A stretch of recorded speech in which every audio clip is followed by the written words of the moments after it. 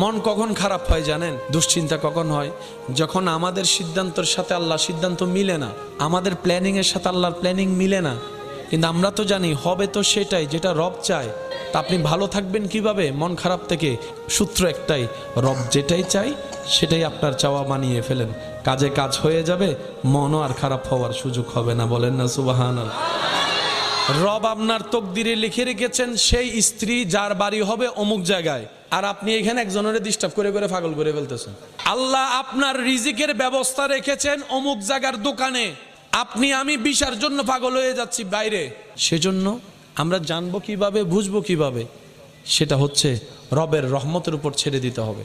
আল্লাহ আমার জন্য যেটা ভালো হয় তুমি আমাকে সেটা দান করো, সেটা আসা পর্যন্ত আমাকে ধৈর্য ধারণ করার তৌফিক দান করো। আপনাকে যেতে হবে না, আপনার রবই আপনাকে সেই জায়গা পর্যন্ত পৌঁছাই দিবে যেখানে জন্য আপনার জন্য কল্যাণ বরাদ্দ করা হয়েছে। বলেন না সুবহানাল্লাহ। সত্যি করে বলেন, সবাই কি ব্যবসা করে সফল হতে পেরেছে? সবাই কি বিদেশ করে সফল হতে পেরেছে? সবাই কি চাকরি করে সফল হতে পেরেছে? না, আপনার কাজ কোথায় সেটাকে বের করতে হবে, আর সেটা জানে কে? আপনাকে খুঁজতে হবে। যখন আপনার রবের বরাদ্দটা আপনার সাথে খুঁজতে খুঁজতে খুঁজতে গিয়ে যখন